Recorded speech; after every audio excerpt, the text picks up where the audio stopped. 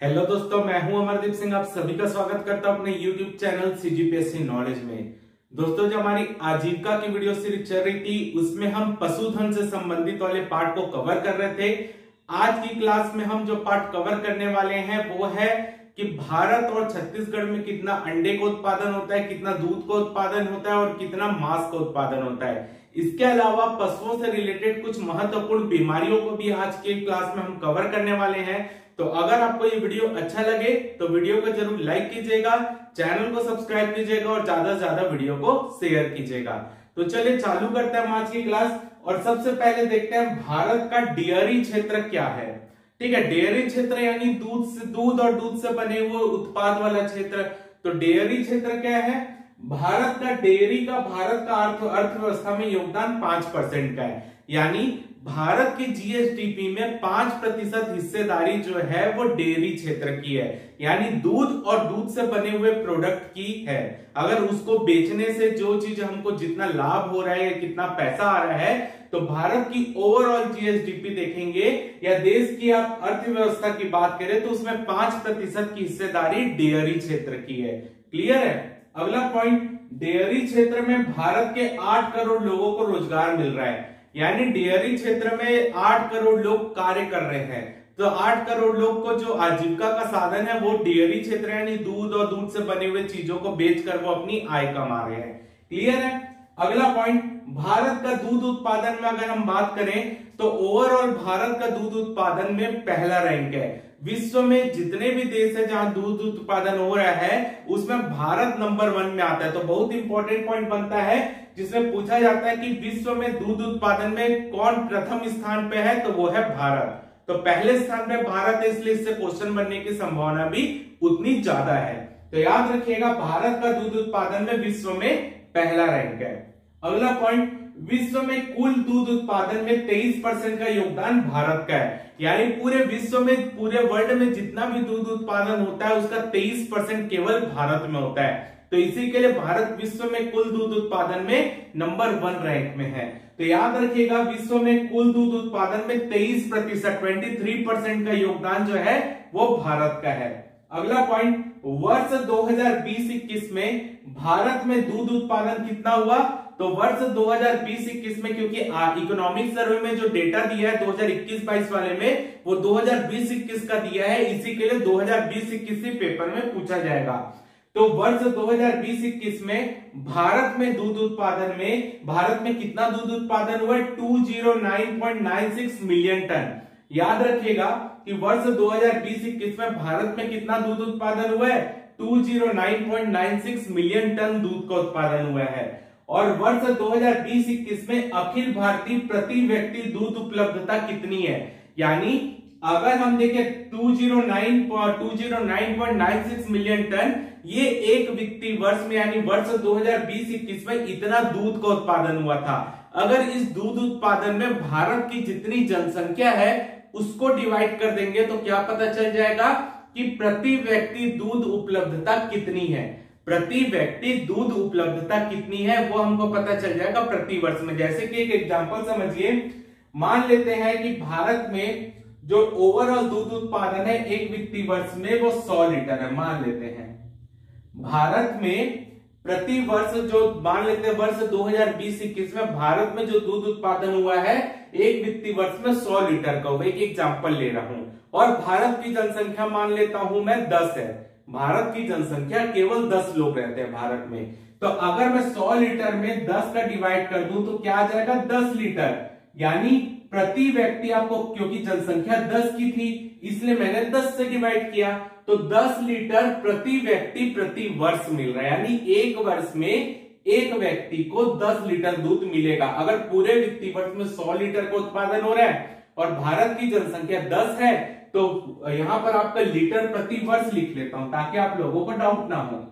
100 litre प्रति वर्ष यानी भारत एक वर्ष में 100 लीटर दूध का उत्पादन करता है। और भारत की जनसंख्या अगर 10 है तो 100 में 10 का डिवाइड कर देंगे तो क्या आएगा? 10 लीटर प्रति वर्ष। यानी एक व्यक्ति को प्रति वर्ष 10 लीटर दूध मिलता है। अगर मैं इसको प्रतिदिन निकालना चाहूं तो क्या करूंगा? एक वर्ष में कितने दिन होते हैं? 365। तो 10 लीटर उनको क्या मिल रहा है, 10 लीटर प्रति वर्ष मिल रहा है। अगर मेरे को प्रतिदिन निकालना है तो 10 डिवाइड बाई 365 कर दूंगा तो ये आपका प्रतिदिन निकल जाएगा। क्लियर है? तो यहां पर अपने को याद रखना है कि जो भारत में वर्ष 2020-21 में भारत में जो दूध उत्पादन हुआ था वो हुआ था 209.96 मिलियन टन। अगर इसमें से मैं भारत की जनसंख्या को डिवाइड कर दूंगा तो जो भी वैल्यू आएगी वो क्या चीज की वैल्यू रहेगी कि हर साल भारत के एक व्यक्ति को कितना दूध उपलब्ध रहता है। अगर जो वैल्यू आई है अगर उसमें से मैं 365 को भी डिवाइड कर दूंगा तो मेरे को यह पता चल जाएगा कि प्रति व्यक्ति प्रतिदिन कितना दूध उपलब्ध है। तो वही डेटा यहां पर बताया गया है कि वर्ष 2020-21 में अखिल भारतीय प्रति व्यक्ति दूध उपलब्धता कितनी है, 427 ग्राम प्रतिदिन। यानी भारत के हर व्यक्ति को 427 ग्राम दूध पर दिन मिल सकता है, जितना भारत का दूध उत्पादन हो रहा है। अब वो बात अलग है कि हर के पास किसी के पास पैसे की कमी होती तो वो दूध नहीं ले पा रहा है, कहीं पर दूध पहुंच नहीं पा रहा है, तो वो चीजें अलग है। हम केवल ये देख रहे हैं कि एक वित्तीय वर्ष में भारत में कितना दूध उत्पादन हुआ। अगर उसमें से मैं भारत की जनसंख्या को डिवाइड कर दूंगा तो मेरे को ये पता चल जाएगा कि प्रति व्यक्ति कितनी दूध उपलब्धता है प्रति वर्ष। उसमें अगर मैं 365 का डिवाइड कर दूंगा तो प्रतिदिन का पता चल जाएगा।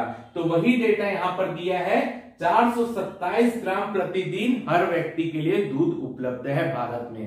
अगला पॉइंट, वर्ष 2020-21 में छत्तीसगढ़ राज्य में दूध उत्पादन, ये पूरे भारत का दूध उत्पादन है 209.96 मिलियन टन। छत्तीसगढ़ कितना उत्पादित करता है वर्ष 2020-21 में? छत्तीसगढ़ 1747 हजार टन। छत्तीसगढ़ का दूध उत्पादन का जो आपका आंकड़ा है 2020-21 में वो है 1747 हजार टन। और अगर हम मेरे को अब ये निकालें, ये तो एक वर्ष का है, अब मेरे को निकालना है कि प्रति व्यक्ति कितना दूध उत्पादन है। तो ये 1747 हजार टन में अगर मैं छत्तीसगढ़ की जनसंख्या को डिवाइड कर दूंगा तो मेरे को ये पता चल जाएगा कि प्रति व्यक्ति प्रति वर्ष कितना दूध उपलब्ध है। और मेरे को उसको प्रति व्यक्ति प्रतिदिन निकालना है तो 365 का डिवाइड कर दूंगा। तो वही है, वर्ष 2020-21 राज्य में प्रति व्यक्ति दूध उपलब्धता कितनी है, 154 ग्राम प्रतिदिन। यानी इस आंकड़े में भारत की छत्तीसगढ़ की जनसंख्या को डिवाइड करूं, उसके साथ साथ 365 को भी डिवाइड कर दूं तो प्रतिदिन निकल जाएगा। तो वही डेटा आएगा 154 ग्राम प्रतिदिन। तो आपको कौन कौन से डेटा को याद रखना है, इस डेटा को याद रखना है, ये पेपर में आ सकता है, ये डेटा आपके पेपर में आ सकता है। ये डेटा को रफली 210 मिलियन टन करके याद कीजिएगा, 209.96 याद करने की जरूरत नहीं, रफली 210 मिलियन टन याद रखिएगा। और इस डेटा को एक बार बस हल्का सा याद रखिएगा, 17 यानी खतरा, उस हिसाब से याद कर लीजिएगा। क्लियर है? बस उसको देखना है। लेकिन जो मेन डेटा है वो ये वाला है और ये वाला है, इस चीज को याद रखिएगा। और ये डेटा 210 ये पूछ सकता है, ये डेटा पूछने का बहुत कम चांस है 1747 वाला, तो एक बार बस देख लीजिएगा। अगला देखते हैं, अंडा व मांस उत्पादन कितना होता है भारत और छत्तीसगढ़ में। तो भारत में अंडा उत्पादन विश्व में तीसरे स्थान पर है। यानी भारत में जो अंडों का उत्पादन होता है उस अंडे के उत्पादन में भारत विश्व में तीसरे नंबर पे आता है, पहले नंबर पे चाइना आता है। तो याद रखिएगा, विश्व में अंडा उत्पादन में भारत का स्थान तीसरा है, पहला स्थान चाइना का है, चीन। अगला पॉइंट, वर्ष 2020-21 में भारत में कुल कितने अंडे उत्पादित हुए। तो भारत में कुल अंडे उत्पादित हुए 122.11 बिलियन, 122 बिलियन अंडे उत्पादित होते हैं हमारे यहाँ एक वित्तीय वर्ष में। तो वर्ष 2020-21 में जो अंडे का उत्पादन था वो था 122 बिलियन, बिलियन, मिलियन में नहीं बिलियन। अगला पॉइंट, प्रति व्यक्ति अंडे की उपलब्धता कितनी है, 91 अंडे प्रति वर्ष। यानी अगर भारत में जितने अंडे उत्पादित हुए एक वर्ष में 2020-21 में, उस डिवाइड बाय भारत की जनसंख्या कर देंगे तो आपको क्या निकल जाएगा, प्रति व्यक्ति कितने अंडे उपलब्ध हैं एक वर्ष में। तो भारत में 91 अंडे हर व्यक्ति के लिए हर वर्ष में उपलब्ध है। यानी अगर एक व्यक्ति साल भर में 91 अंडे खाएगा तो आपके भारत की पूरी जनसंख्या 91 हर के लिए उपलब्ध है, इतना भारत उत्पादन करता है। खरीद पा रहे हैं कि नहीं वो बात यहाँ पर नहीं है। अगर कुल अंडे उत्पादन में भारत की जनसंख्या डिवाइड कर देंगे तो प्रति व्यक्ति को, हर व्यक्ति को लिए एक वर्ष में 91 अंडे की उपलब्धता भारत में है। अगला देखते हैं वर्ष 2020-21 छत्तीसगढ़ में कुल अंडा उत्पादन।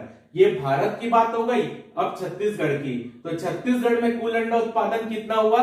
18,554 लाख, 18,554 लाख अंडे उत्पादित हुए हैं छत्तीसगढ़ में वित्तीय वर्ष 2020-21 में। तो प्रति व्यक्ति अंडे की उपलब्धता छत्तीसगढ़ में कितनी है? तो टोटल जितना उत्पादन हुआ डिवाइड बाय छत्तीसगढ़ की जनसंख्या, तो प्रति व्यक्ति प्रति वर्ष अंडे की उपलब्धता पता चल जाएगी। तो प्रति व्यक्ति 60 अंडे प्रति वर्ष उपलब्ध है छत्तीसगढ़ में। यानी छत्तीसगढ़ में जितना अंडों का उत्पादन हो रहा है, अगर उसमें छत्तीसगढ़ की जनसंख्या को डिवाइड कर दें तो छत्तीसगढ़ को केवल अपने ही स्टेट में 60 अंडे प्रति व्यक्ति उपलब्ध है देने के लिए। क्लियर है? अब देखते हैं मांस उत्पादन। मांस उत्पादन में अगर हम बात करें तो भारत, तो मांस उत्पादन में भारत का 8वां रैंक है। यानी विश्व में जितना मांस का उत्पादन होता है भारत उस हिसाब से 8वें नंबर पर आता है। पहले स्थान पर नो डाउट चाइना ही रहेगा। ठीक है, चाइना में तो देखिए कोई भी मांस खा लेते हैं उठा के। तो पहले रैंक में चाइना, भारत 8वें नंबर पर। अंडे उत्पादन में भारत 3रे नंबर पर, पहले में चाइना। और आपका दूध उत्पादन में भारत पहले नंबर पर। अब देखते हैं वर्ष 2020-21 में भारत में कुल मांस उत्पादन कितना हुआ। तो वर्ष 2020-21 में भारत में कुल मांस का उत्पादन हुआ है 8.80 मिलियन टन। 8 मिलियन टन या 8.80 यानी 9 मिलियन टन लगभग भारत में मांस का उत्पादन वर्ष 2020-21 में हुआ है। ठीक है, और अगर मैं ये देखना चाहूंगी प्रति व्यक्ति मांस उत्पादन प्रति वर्ष कितना उपलब्ध है, तो इसमें मैं भारत की जनसंख्या को डिवाइड कर दूंगा तो वो व्यक्ति आएगा प्रति व्यक्ति मांस उपलब्धता 6.52 केजी प्रति वर्ष। यानी भारत के प्रत्येक व्यक्ति को अगर हम देखें तो लगभग 6.5 किलो मांस उपलब्ध है उनके लिए प्रति वर्ष के हिसाब से। अगला है वर्ष 2020-21 में छत्तीसगढ़ में कुल मांस उत्पादन कितना हुआ। तो छत्तीसगढ़ में हुआ है 46.761 हजार टन। यानी 46,761 हजार टन भारत में मांस का उत्पादन हुआ है। प्रति व्यक्ति मांस उपलब्धता जितना उत्पादन हुआ डिवाइड बाय छत्तीसगढ़ की जनसंख्या तो आएगा 1.505 केजी प्रति वर्ष। 1.5 किलो लगभग हर व्यक्ति के पास प्रति वर्ष उपलब्ध है। भारत में छत्तीसगढ़ में जितना मांस उत्पादन होता है उस हिसाब से 1.5 किलो हर व्यक्ति के लिए प्रति वर्ष मांस उपलब्ध है। क्लियर है? तो ये आपको कौन कौन से डेटा याद करने हैं इसमें? ये वाला मेन है, इधर ये वाला मेन है 6.52 केजी। अंडे के उत्पादन में आपका ये वाला महत्वपूर्ण है डेटा, साथ में ये वाला महत्वपूर्ण है। तो ये याद रखिएगा, जो मैंने बॉक्स बना दिया है इसको यहां पर बॉक्स बना देता हूं। ये डेटा साथ में ये डेटा, इतने डेटा को आप याद करिएगा पेपर में। यहीं से अगर क्वेश्चन डेटा का आएगा तो यहीं से फंस जाएगा। अगला देखते हैं पशु व पक्षियों में होने वाली महत्वपूर्ण बीमारियां।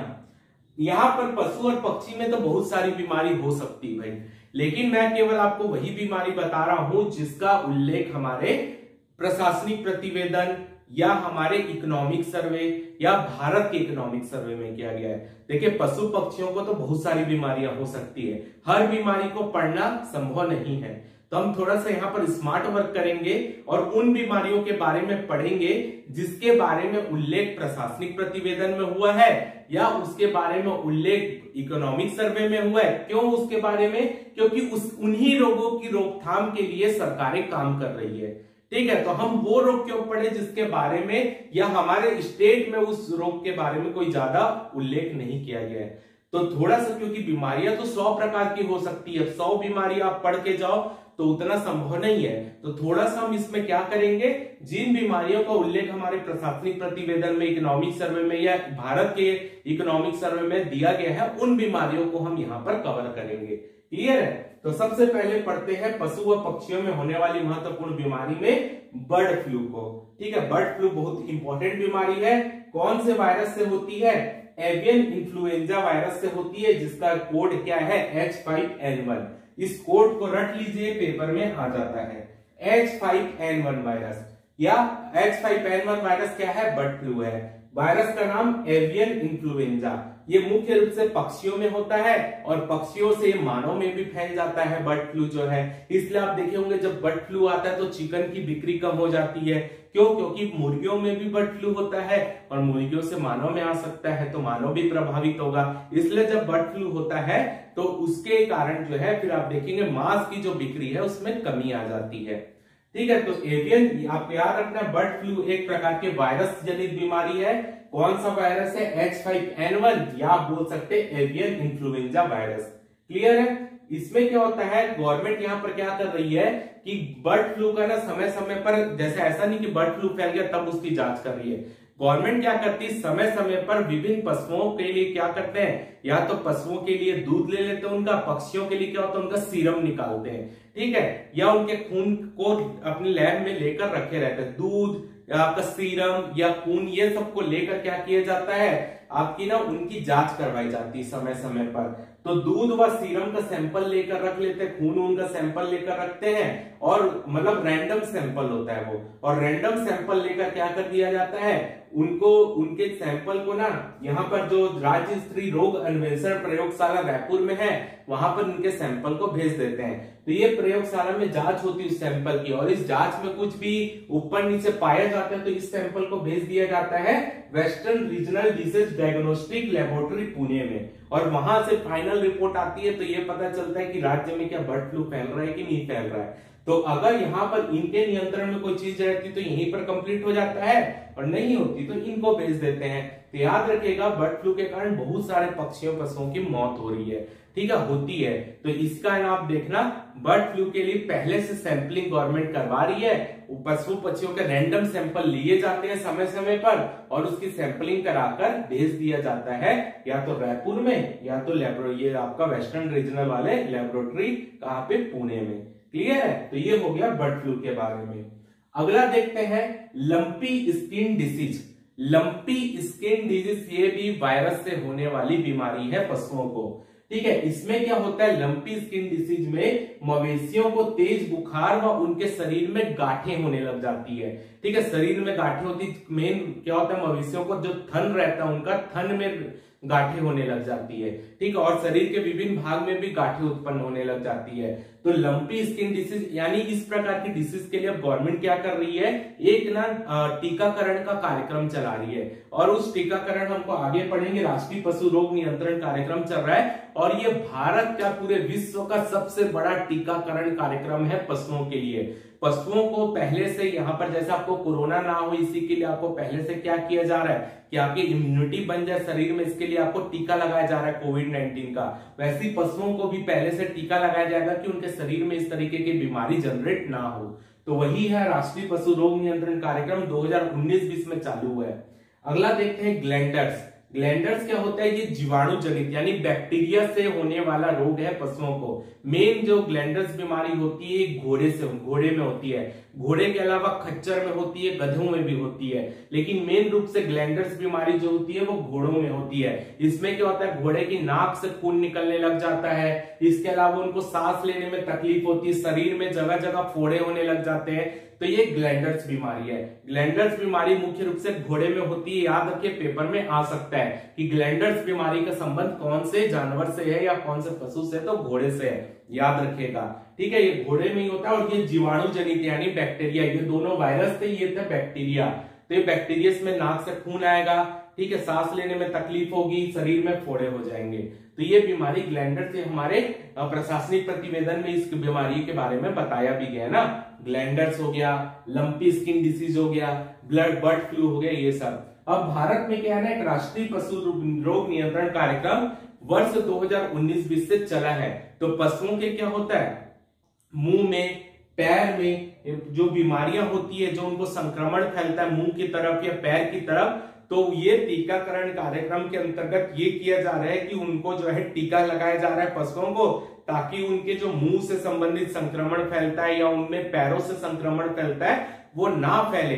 तो और जो मुंह से या पैरों से संबंधित होने वाली बीमारी है वो ना हो, और जो बीमारियां पहले से उपस्थित है उसमें ये लक्ष्य रखा गया है कि 2030 तक ये पूरी तरीके से नियंत्रित हो जाए। जैसे भारत पोलियो का आप देखेंगे, पोलियो मुक्त करना जा रहा है, मलेरिया मुक्त हो जाए, ऐसा करके चल रहा है ना पूरे कार्यक्रम। वैसे ही पशुओं में मुंह और पैर से संबंधित जो भी बीमारी है उसको पूरी तरीके से उनके संक्रमण में रोक लगाने के लिए और उनको पहले से उसके लिए टीकाकरण किया जा रहा है। तो 2030 तक पैर व मुंह की बीमारियों पर नियंत्रण पाने के लिए टीकाकरण कार्यक्रम या राष्ट्रीय पशु रोग नियंत्रण कार्यक्रम चल रहा है। और ये वर्ष 2019-20 से प्रारंभ हुआ था। इसको 5 साल के लिए मेन रूप से प्रारंभ किया गया था, 5 वर्ष में नियंत्रण पा लेंगे, लेकिन बीच में कोरोना आ गया, कोरोना के कारण टीकाकरण बंद हो गया और उस कारण जो है अब ये 2030 तक इसको नियंत्रण करने के लिए कार्यक्रम लाया गया है। क्लियर है? तो बेसिक चीजें जो आपके पेपर की दृष्टि से महत्वपूर्ण हो सकती है, मैंने वो चीजें बताने की यहां पर कोशिश की है। क्लियर है? तो आप इसके एक बार स्क्रीनशॉट ले लीजिए।